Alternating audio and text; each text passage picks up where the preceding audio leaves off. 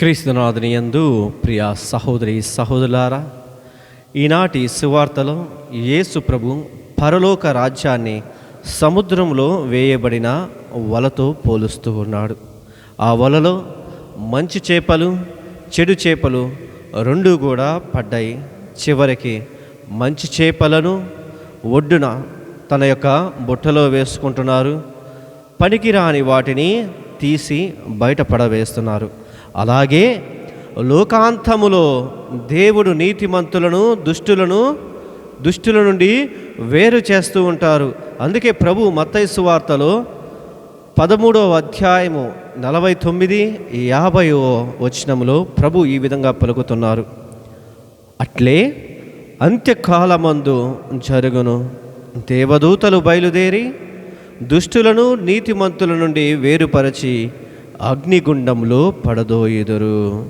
ఈ ఉపమానము మన జీవితాన్ని పరిశీలించుకోవటానికి ఒక గొప్ప పిలుపు.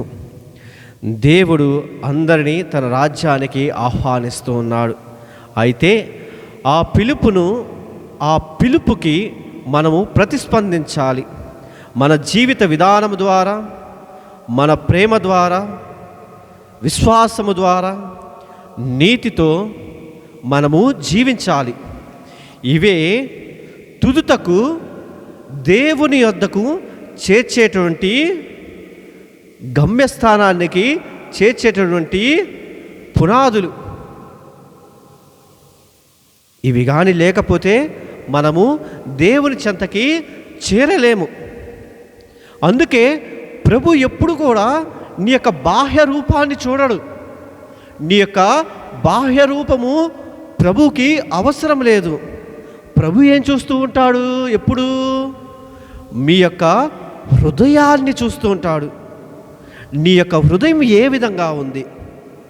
మంచిగా ఉందా, లేకపోతే చెడుకు నీవు ఎక్కువ ప్రాముఖ్యతను ఇస్తూ ఉన్నాడా? ప్రభు ఎప్పుడు కూడా చూసేది మన యొక్క హృదయాన్ని మాత్రమే. అందుకే ప్రభు ఈనాటి సువిశేష పట్టణంలో చివరి వచనంలో ప్రభు చాలా చక్కగా పలుకుతున్నాడు.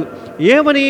మత్తయి సువార్త 13వ అధ్యాయం 52వ వచనం కానీ చూసినట్లయితే, పరలోక రాజ్యమునకు శిక్షణ పొందిన ప్రతి ధర్మశాస్త్ర బోధకుడు తన కోశాగారం నుండి నూతన పురాతన వస్తువులను వెలికి తెచ్చి ఇంటి యజమానుని పోలి ఉంటాడు. ఈ వాక్యము దేవుని యొక్క వాక్యాన్ని తెలుసుకున్న ప్రతి ఒక్క విశ్వాసికి ఒక బాధ్యతను గుర్తు చేస్తూ ఉంది. మనము దైవ జ్ఞానాన్ని మన కోసమే దాచుకుంటూ ఉంటాము. దైవ జ్ఞానాన్ని మనం పొందుకుంటూ ఉంటాము. మన కోసమే దాచుకుంటున్నామా, లేక ప్రేమతోటి ఇతరులకు కూడా మనము పంచాలి? పాత నిబంధన క్రీస్తు ద్వారా వచ్చిన కొత్త జీవితము కలిపి మన జీవితంలో ప్రతిఫలించాలి. ఒకసారి ఆత్మ పరిశీలన చేసుకుందాము. నా జీవితము దేవునికి ఇష్టమైన మంచి చేప వలె ఉందా లేదా? నా మాటలు, ఆలోచనలు, కార్యాలు క్రీస్తుకు ప్రతిబింబం ఇస్తున్నాయా లేదా? దేవుని యొక్క వాక్యాన్ని ఆలకించి నేను ఇతరులతో దేవుని యొక్క వాక్యాన్ని పంచుకుంటున్నానా లేదా అని ఆత్మ పరిశీలన మనము చేసుకోవాలి. దేవుని తీర్పు ఒకరోజు తప్పకుండా వస్తుంది. కాబట్టి ప్రతిరోజు కూడా మనము పవిత్రతలో, ప్రార్థనలో, ప్రేమలో, నిజాయితీలో మనము జీవించాలి. దేవుని రాజ్యానికి సిద్ధముగా ఉండే వ్యక్తి ప్రార్థనలో స్థిరంగా ఉండి క్షమించే హృదయముతో, సేవా భావంతో జీవించాలి. అందుకే పునీత పౌలు గారు రోమీలకు రాసిన లేఖ 14వ అధ్యాయము 12వ వచనం కానీ చూసినట్లయితే, మనలో ప్రతి ఒక్కరూ దేవునికి తమ తమ లెక్కలను అప్పజెప్పాలి.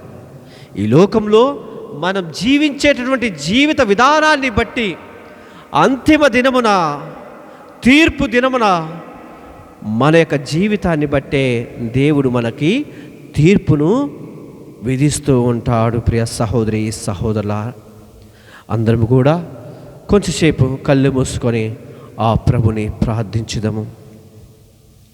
సర్వశక్తి గల ఓ నిత్య సర్వేశ్వర, నీ రాజ్యానికి తగిన జీవితాన్ని జీవించే కృపను నాకు ప్రసాదించుము. నా హృదయాన్ని శుద్ధి చేసి మంచి ఫలాలు ఇచ్చే విశ్వాసిగా నన్ను మార్చుము. నీ వాక్యాన్ని వినడమే కాక దానిని ఆచరించే శిష్యునిగా నన్ను తీర్చిదిద్దుము. లోకాంతమున నీ కుడి ప్రక్కన నిలిచే భాగ్యమును నాకు ప్రసాదించమని మనాథుడైన క్రీస్తు ద్వారా ఈ మనవి చేయుచున్నాము.